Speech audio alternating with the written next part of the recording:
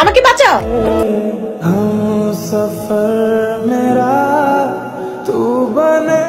আপনি কি পাগল নাকি? ভালো ভালো হ্যাঁ, এনে তো হাঁটু পানির মধ্যে কি কেউ টিপা বলে দেয়? আরে আমি বুঝলাম না, আপনি পানির মধ্যে নামছেন কি লিগা? আমি তো ইচ্ছা করে পানিতে পড়িনি, একটা গরু আমাকে তাড়া করছে তাই আমি ভয় পানিতে লাফ দিচ্ছি। ধরো, এটা কোনো কথা বলেন? গরুর ডরে কেউ পানিতে লাফ দেয়?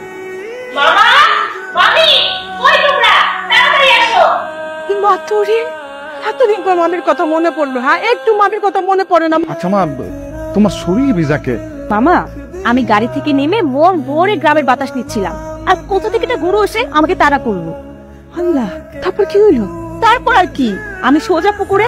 আর বলিস না, এখানে এত গরম, আর নেটের কথাই বা কি বলবো, একদমই নেট নেই।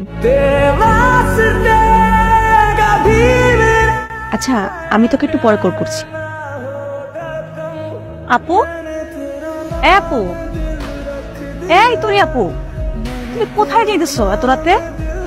জানিস কোথা থেকে যেন বাঁশির সুর আসতেছে, চল না আমরা একটু বাইরে গিয়ে দেখি। এই পাগল নাকি তুমি? হ্যাঁ, এখন তুমি এত রাতে বাইরে যাবা? তুই আমার সাথে যাবি কিনা বল। না বাবা।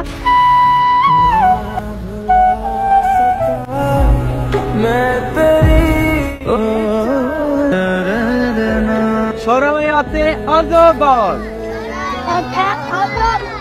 সরাইয়াতে আম। আসসালামু আলাইকুম। ওয়ালাইকুম আসসালাম। কেমন চলছে পড়াশোনা? জি স্যার, ভালো চলতেছে, পড়া দেওয়া শেষ, আমি তাহলে এখন যাই।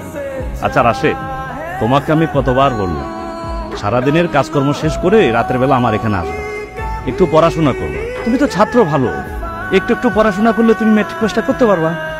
স্যার, পড়ালেখা করে আমি আর কি করব? কি করবা মানে? তুমি ছাত্র ভালো, পড়াশোনা করে পাশ করবা, নিজের পায়ে দাঁড়াবা, মানুষের মতো মানুষ হবা। সারা জীবন কি তুমি অন্য বাড়িতে এভাবে রাখালের কাজ করবা? স্যার, আপনি তো জানেন মন্ডল চাচার বাপে আমার বাপের অনেক উপকার করছে।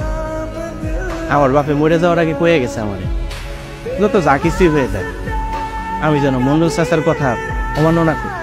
শোনো রাশেদ, এই মন্ডল সেই মন্ডল না। তুমি যে মন্ডলের কথা বলতেছো সে ছিল ভালো মানুষ, দানশীল মানুষ, মানুষের কাজে আসতো, মানুষের উপকারে আসতো। আর এই মন্ডল, এই আসলাম মন্ডল তো একদম সৎখোর, অত্যাচারী মানুষ। তার জন্য তুমি তোমার জীবনটাকে শেষ করে দিবা? কি করবো স্যার, আমার বাপে তো আমার লেগে একটা ভিটাও রাইখা যায় নাই। মন্ডল চাচাই যে আমার দয়া করে থাকতে দেয়, খাইতে দেয়, এটাই ভাইগার আমি কয়জনে দিব ক? এইটারে খাইতে দেয়া বলে না। এখন কয়টা বাজে? 10টা বাজে। তুমি এখনো সকালের খাবার খাও নাই, দুপুরে তোমাকে এক লগে খাইতে দিবে? হ্যাঁ, এভাবে কি জীবন চলে? জানি না স্যার, যতদিন চালাইতে পারি চলতে থাকো। শোনো রাশেদ, বাবার দেয়া কথা তুমি অক্ষর অক্ষরে পালন করছো, এটা ঠিক আছে। আমি তোমাকে বললাম যে রাতের বেলা আমার এখানে একটু আসো, পড়াশোনাটা করো, নিজের পায়ে নিজে দাঁড়াও। সারা জীবন তো এইভাবে চলতে দেওয়া যায় না।